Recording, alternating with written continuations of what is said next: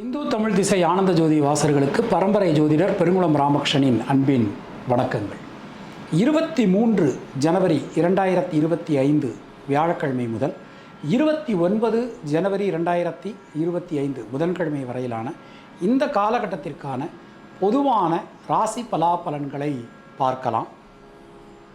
அதற்கு முன்னாடி இந்த காலகட்டத்தில் இருக்கக்கூடிய பஞ்சாங்க விசேஷ தினங்களையும் கிரக நிலவரங்களையும் கிரக மாற்றங்களையும் நாம் பார்த்துடலாம்.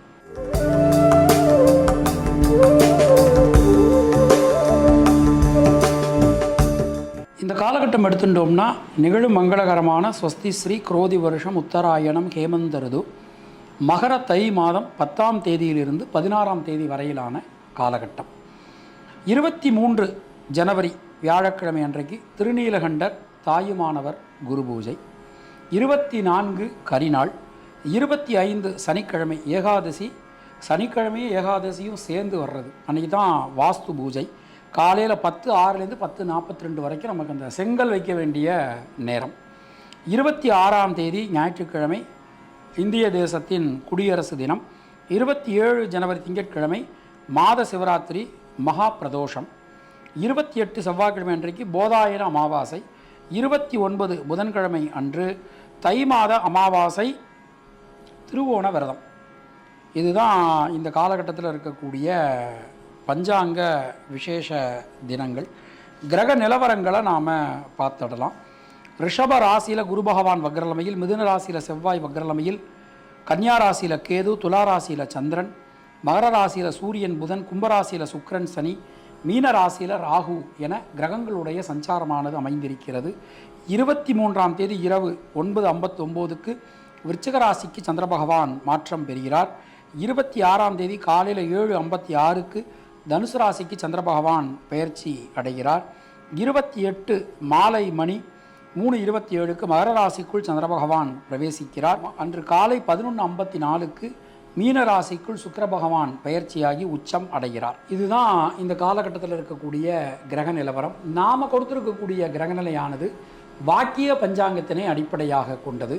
உங்கள் ராசிக்கான பலாபலன்களை பார்க்கும்போது விதி மதி கதி என்று பார்த்து கொள்ள வேண்டியது. அதாவது லக்ன ரீதியாக ராசி ரீதியாக உங்களுடைய ஜனனகால ஜாதகட்டத்தில் சூரியன் எந்த ராசியில் இருக்காரோ அதுதான் கதி. அது ரீதியாக நீங்கள் பார்த்து கொள்ள வேண்டியது. மேலும் உங்களுடைய ஜாதகப்படி உங்களுக்கு என்னென்ன தசா புத்தி நடக்கிறது, தசாநாதனுடைய சாரம் என்ன, அவருடைய ஆதிபத்தியம் என்ன, பார்வை என்ன, அதற்கு தகுந்த மாதிரி பலன்களையும் பரிகாரங்களையும் பார்த்து கொள்ள வேண்டியது, செய்து கொள்ள வேண்டியது. இனி உங்கள் ராசிக்கான இந்த காலகட்டத்திற்கான பொதுவான பலாபலன்களை பார்க்கலாம். மீனராசி அன்பர்களுக்கு ஜனனகால சந்திரனுக்கு கோச்சார சந்திரன் மிகப்பெரிய அனுகூலம் தரக்கூடிய விதத்தில் சஞ்சாரம் பண்ணுறார். ராசிக்கு சுக்கிர பகவான் பெயர்ச்சி அடைகிறார். பல விதத்திலும் ஒரு நல்ல முன்னேற்றம், ஒரு வளர்ச்சி நமக்கு காணப்படும். சின்ன சின்ன விஷயங்களில் இருக்கக்கூடிய சிக்கல்கள் கூட நமக்கு நிவர்த்தியாகும். ஒரு ஒரு ஒரு ஒரு விதமான ஒரு புத்துணர்ச்சி, ஒரு விதமான ஒரு மாற்றங்கள் நமக்கு இந்த நேரத்தில் கிடைக்க போகிறது. எந்த காரியமும் உங்களுக்கு அனுகூலமாக நடக்க போகிறது. இந்த நேரத்தில் ரொம்ப ரொம்ப அனுகூலமாக நடக்க போகிறது. அது மாதிரி இந்த இந்த இந்த நேரம் நம்ம எடுத்துனோம்னா தொழில் உத்தியோகத்தில் நல்ல மாற்றங்களை நாம் எதிர்பார்க்கலாம். புதிய முயற்சிகள் அனைத்தும் வெற்றி பெறும். சின்ன சின்ன விஷயங்களில் கூட ஒரு மனநிறைவான தன்மை காணப்படும். பொதுவாக பெண்களுக்கு எடுத்துனோம்னா வீடு மண் மனை சார்ந்த யோகங்கள் உண்டாகும். மாணக்கர்களுக்கு உடல் ஆரோக்கியம் சீரடையும்.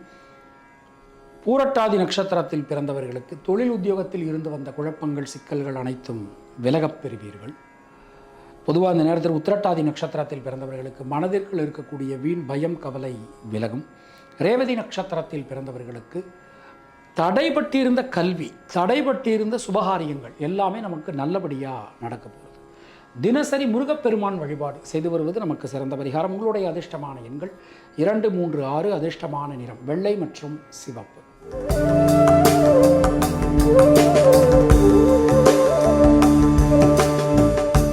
உங்களுக்கும் உங்கள் குடும்பத்தினருக்கும் இறைவன் நீண்ட ஆயுளையும் நல்ல ஆரோக்கியத்தை வழங்கட்டும் என இறைவனிடம் நான் வேண்டுகிறேன், பிரார்த்திக்கிறேன், ஆசீர்வதிக்கிறேன். மீண்டும் நாம் அடுத்த பதிவில் சந்திக்கலாம். அதுவரை உங்களிடமிருந்து விடைபெறுவது பரம்பரை ஜோதிடர் பெருங்குளம் ராமகிருஷ்ணன். இணைந்திருங்கள் இந்து தமிழ் திசையுடன். நன்றி, வணக்கம்.